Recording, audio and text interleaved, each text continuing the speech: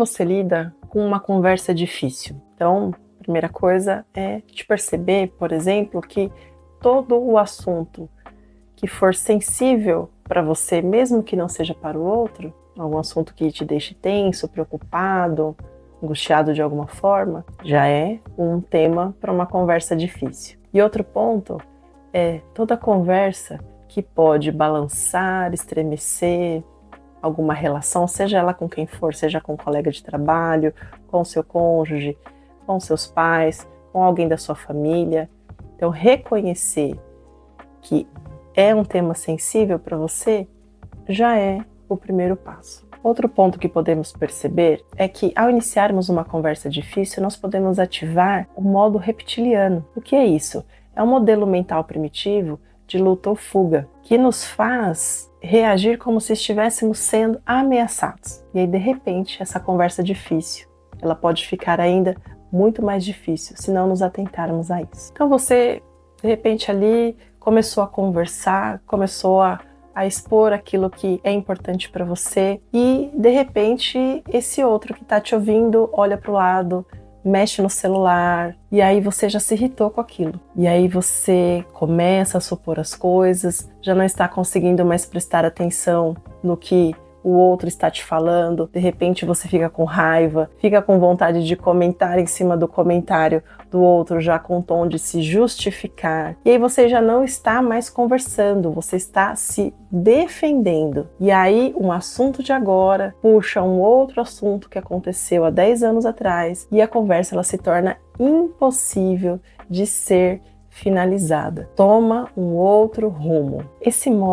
Nesse modo reptiliano, o nosso corpo ele entende que realmente ele está diante de uma ameaça e se arma com a função de se defender como um primeiro recurso que usamos sem pensar muito, sem elaborar muito. É como fugir ou atacar. E no caso de uma conversa, no nosso caso aqui, como estamos falando de ter conversas difíceis, a gente até pode colocar dois caminhos, evitar ou enfrentar. E aí eu coloco para você, nesse exato momento, em que essa conversa ela pode ter tomado um rumo diferente, um rumo difícil, onde você já pode ter dito coisas que você não gostaria de dizer, ouvido coisas que você não gostaria de ouvir. Você decide encerrar a conversa, evitando o motivo real do conflito, aquilo que te gerou um incômodo, ou você decide enfrentar a situação, assumir o controle e dar continuidade nessa conversa, a fim de resolver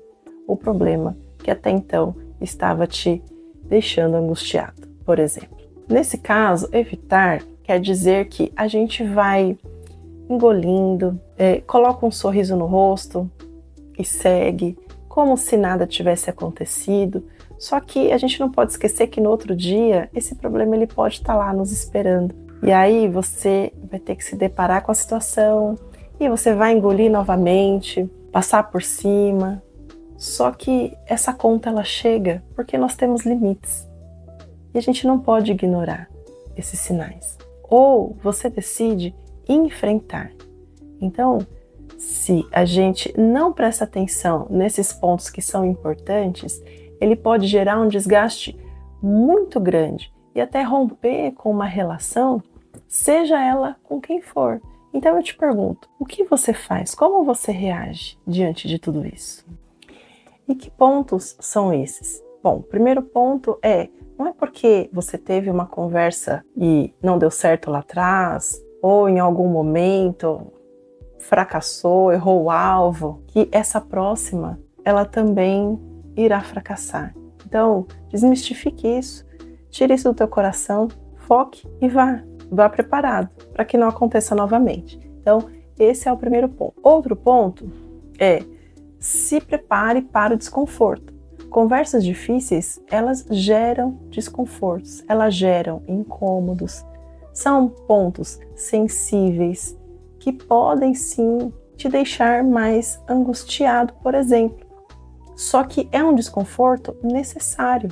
Não há como fugir de assuntos que são necessários e importantes para você. Deixar de falar pelo assunto ser desconfortável é adiar um problema, é se deixar para depois. é colocar de lado algo que pode ser fundamental para você. Outro ponto importante é que, geralmente, nós não gostamos de mostrar a nossa vulnerabilidade. Mas qual que é o problema? Por que a gente pensa que para conversar a gente precisa ganhar a conversa? Então, não há disputa. Não existe uma disputa, até porque se entrarmos dessa forma nessa conversa, entre quem ganha e quem perde, nós já perdemos. Porque o objetivo inicial, se for esse, então qual que é o sentido? Então não há problema em mostrar para o outro o quanto você se sentiu chateado, o quanto essa conversa ela é difícil para você. É uma forma de você realmente se desarmar e também desarmar o outro. Então não há problemas em você demonstrar a sua própria vulnerabilidade. Outro ponto que eu trouxe aqui para você é: desvista-se da fantasia da performance ideal. Então, de novo, se eu entendo que eu preciso ganhar a conversa, mostrar para o outro que eu sei mais, que eu estou por cima, então, se eu entrar desse jeito, eu posso cair na cilada de tentar ter o controle da conversa, o controle sobre o que o outro está sentindo. E isso está longe de ser saudável e assertivo, tanto para mim quanto para aquele que está ouvindo. E um último ponto que eu coloquei aqui é: dê a oportunidade e o espaço para que o outro crie as suas próprias conclusões. Então, dê ao outro essa oportunidade. Não queira convencê-lo ou convencê-la, não queira que ele aceite aquilo que você está colocando a qualquer custo. Dê ao outro a possibilidade de discordar e está tudo bem. É uma conversa. Você já ganhou quando você conseguiu expor, quando você conseguiu colocar, você conseguiu se manter firme ali diante de uma situação que pode ser difícil para você. Então, o que o outro pensa, o que o outro entende, o que o outro julga, já foi, passou. E tá tudo bem por isso. Isso é importante porque quando você se desarma, você também abre mão da ideia de que só você está certo. Essa conversa, ela não precisa se tornar uma disputa de razões, porque ela pode sim desencadear conflitos antigos, coisas passadas, e deixar o objetivo principal, que é propor novos caminhos diante das divergências e dos conflitos. É muito importante você perguntar sem presumir. Às vezes, nós criamos cenários na nossa mente, tomamos como verdades absolutas, sem dar ao outro a oportunidade de se colocar. Então é importante prestar atenção também numa conversa é aquilo que não é dito, aquilo que fica nas entrelinhas, qual que é o sentimento que está tomando conta ali daquela situação. É justamente nessa diferença entre o que você está falando e o que você está pensando que se abre espaços para as suposições. Por exemplo, nós temos dificuldade em ouvir. Então, enquanto o outro está falando, o que você está pensando? Pare e se perceba nesse exato momento. Você está ouvindo exatamente? Está praticando a escuta? Ou você está pensando na resposta que você vai dar, no argumento que você vai usar, como que você vai fazer para convencer, para provar que estava certo?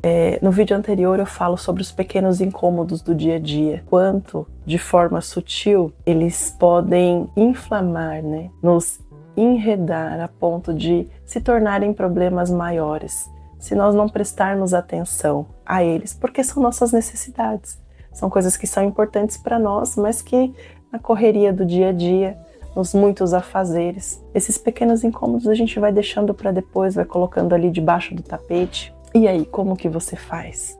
Meu nome é Michelle Sbais, eu sou psicanalista clínica, e se você se identificou com esse vídeo, percebeu que de repente precisa de um algo a mais, eu posso te ajudar nesse processo. Se você gostou desse vídeo, compartilhe com alguém, curta e lembre-se que fugir de conversas complicadas talvez não seja o melhor caminho, tá bom? Então eu te encorajo a retomar talvez aquilo que tenha ficado para trás.